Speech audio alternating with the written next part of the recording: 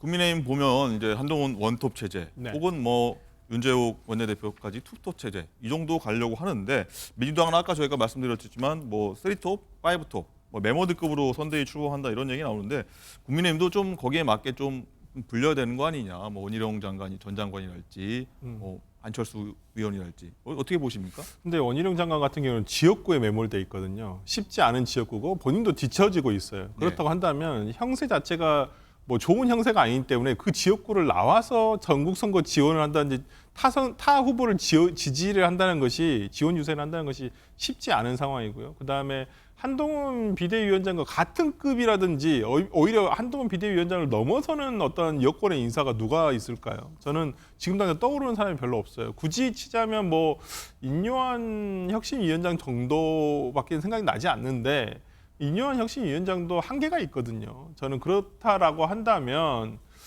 글쎄요. 지금 그러니까 신상 효과가 끝나고 이 다음 뭐가 하나 더 있어야 되거든요. 지금 어찌 보면 지난주까지 어떤 전체적인 여론을 상승을 이끌었던 것은 한동훈 비대위원장의 개인기와 그다음에 윤석열 대통령의 어찌 보면 민생 토론회가 다니면서 그게 뉴스가 됐던 것이거든요. 근데 이제부터는 각각의 대진표의 선수가 정해졌습니다. 그렇다고 한다면 중앙당에서 지원하고 한동훈 비대위원장이 어디 지역구를 가고 그런 것은 일시적인 효과는 있을 뿐이지 전체적으로 그 개별적인 후보자에게 지지율을 올리는 데는 한계가 있거든요. 저는 그런 면에서라면 지금 그러니까 국민의힘에서 한동훈 비대위원장의 다른 어떤 같은 급의 인사를 데려오기는 굉장히 힘들다고 보고 오히려 지역 선거구에서 어떤 공약이라든지 아니면 지역에서 어떤 파급을 미칠 수 있는 지역 특별화된 공약을 지금 중앙당에서 개발을 해서 뿌려주는 형식으로 하는 것이 오히려 낫지 않을까 싶습니다. 정책 공약을 이제 좀 내놓을 때가 됐다 이런 말씀이시군요.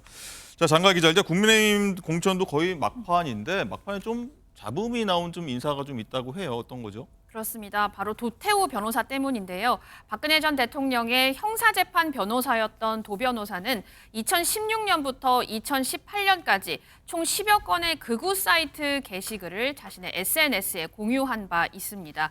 이재명 대표가 도 변호사 공천을 겨냥해서 저거 극우 공천 아니냐 이렇게 언급을 했는데 이에 반박하면서 한동훈 위원장이 여기 우리 극우 사이트 출신이 누구가 있나 이재명 대표가 스스로 극우 사이트 출신이라 하지 않았나 이렇게 언급을 했습니다. 그런데 이후에 이 도 변호사가 실제 극우 사이트의 게시물을 공유한 행적이 밝혀지면서 한동훈 위원장은 공관위에 도 후보의 발언 전반에 대해 국민의 눈높이에 맞는 재검토를 요청했습니다. 네.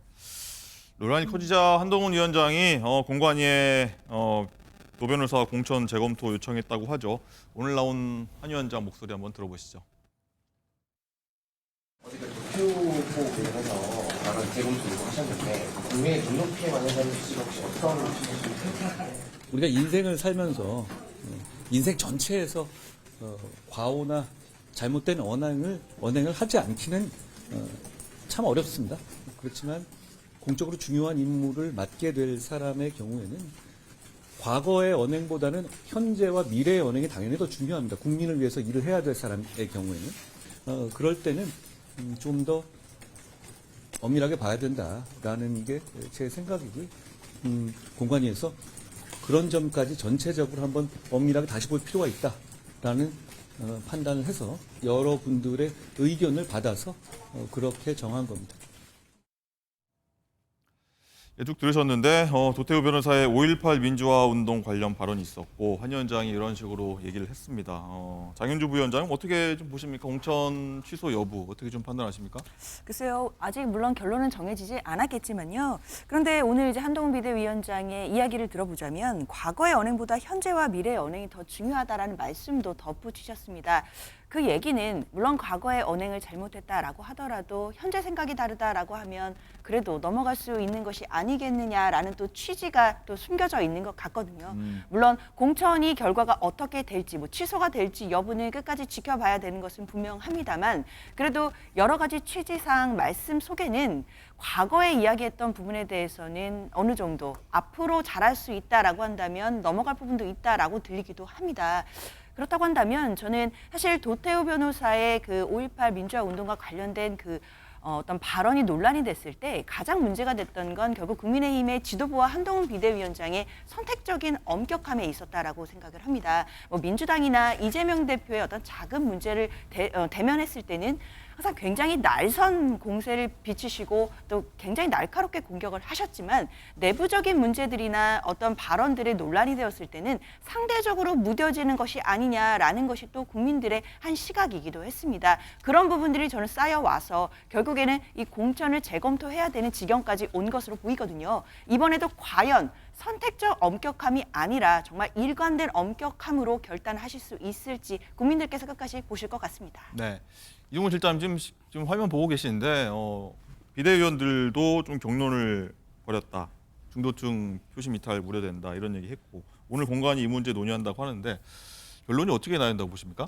글쎄요. 어쨌든 어제 상황을 보면 한동훈 비대위원장이 어느 정도는 결심을 한 것처럼 보여져요. 왜냐하면 회의 전체적으로 결론은 도태우 후보에 대해서 재고에 대해서 하지 않을 것처럼 결론이 났다가 그것이 나중에 좀 번복되는 것처럼 보였거든요. 한동훈 비대위원장이 급히 문자를 보내고 기자들에게 우리가 재심을 요구했다라고 입장을 표명한 것을 보면 일단 재심을 하는 것이고 재심을 다시 이제 비대위의 어떤 논의를 거친다면 그것은 어떤 이유가 있을 테고 그 이유는 제가 볼 때 도태우 변호사가 이야기하듯이 북한군의 개입과 관련된 것을 조사해 달라라는 차원을 넘어서 북한군의 개입을 마치 사실이냐 그 의혹까지 극우 사이트의 입을 빌려서 제기한 그런 상황들이 나왔다. 그것을 인지하고 거기에 대한 비판이 점점 높아짐에 따라서 이것을 더 두는 것보다는 왜냐하면 4년 전에 똑같은 일이 되풀이됐었어요. 21대 총선에서도. 그러니까 4년 전에 되풀이하지 않겠다라는 점에서는 어느 정도 어저께 재심이 결과를 좀 추정할 수 있는 근거가 되지 않을까 싶습니다.